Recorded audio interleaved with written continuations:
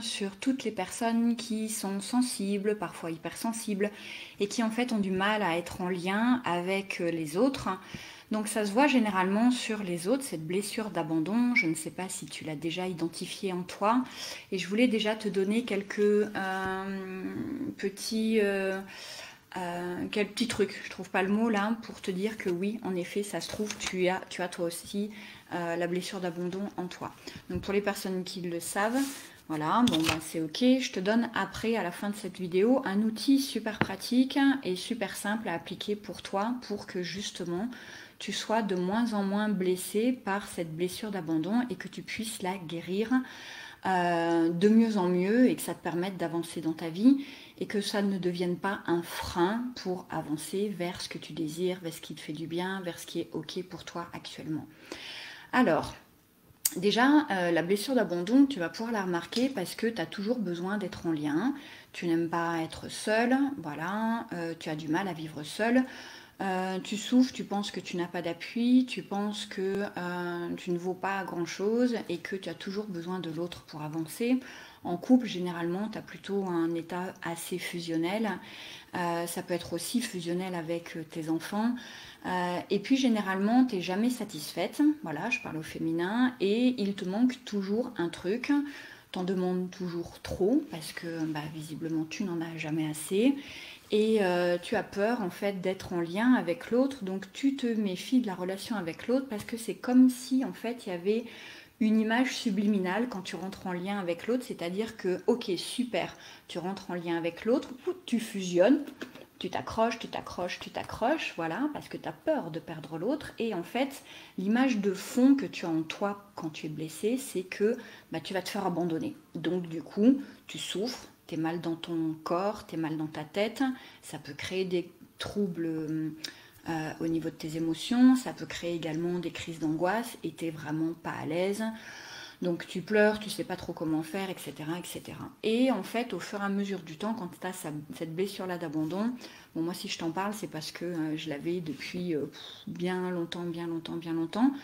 J'ai guéri, en fait j'ai pensé mes blessures par rapport à cette blessure. Cela dit, j'en suis empreinte, donc bah, il m'arrive parfois de rentrer en lien avec quelqu'un et de me faire avoir parce que ben, je donne trop et du coup j'ai du mal, voilà, parce que je suis pas assez suffisamment à mon écoute et je donne trop. Et puis du coup je suis déçue parce que j'en attends beaucoup de la relation et je me dis ah voilà j'ai pas fait comme il faut et je me flagelle et je m'aime pas, etc., etc.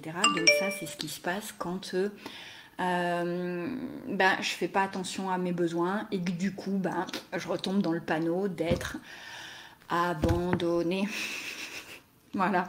Donc aujourd'hui, ça me fait rire, hein, mais j'ai longtemps marné avec ce truc-là. Déjà, moi, il y a 10 ans, je savais absolument pas que ça existait. Donc, je subissais en fait la chose. Voilà, j'ai une maman qui a été abandonnée à son plus jeune âge. Donc, c'est des choses en fait, quand tu n'en as pas conscience, qui se perpétuent. Et d'autant plus si tu es une femme, ben, la femme, elle transmet, elle transmet, elle transmet, elle transmet.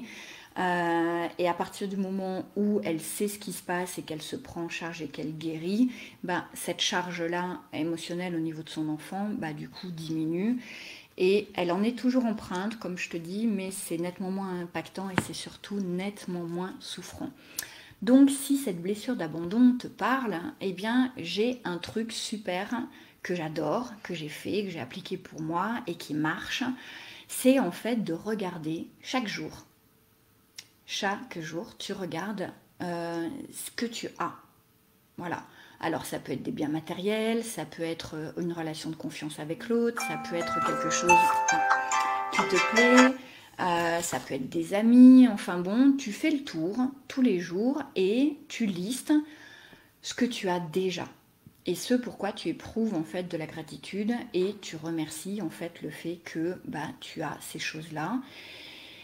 Et pourquoi c'est important en fait de mettre le focus là-dessus? Bah, tout simplement parce que du coup, quand on a une blessure d'abandon, on est branché sur un réservoir vide, un vide affectif, un vide de beaucoup, beaucoup de choses, un vide, un manque Manque d'argent, manque d'estime de soi, manque de tout un tas de choses. La liste est super longue.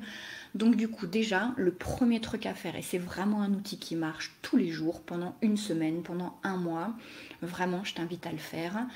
C'est pas n'importe quoi. Moi, ça m'a vraiment permis en fait de me dire que waouh, je suis branchée sur quelque chose qui est rempli, et ça m'a aidé à passer le cap, d'aller vers mon autonomie, pardon, et vraiment de grandir et de guérir cette blessure d'abandon. Donc, côté pratico-pratique, tu prends un carnet, voilà, tu prends un carnet, tu prends un super crayon, allez, aujourd'hui je suis en rose, et tu écris tous les jours les choses que tu as.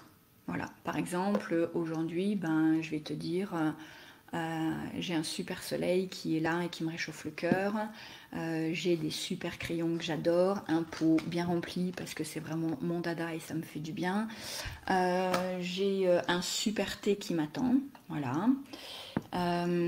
J'ai une amie qui m'a appelée là tout à l'heure et avec qui ça s'est super bien passé, donc je la remercie pour être là à mes côtés. Voilà, donc, et en fait, au plus tu vas écrire ça, au plus tu vas être reconnaissante pour toutes les choses que tu as. Ça peut être simplement, voilà, j'ai une super robe aujourd'hui avec un collier, ça me plaît.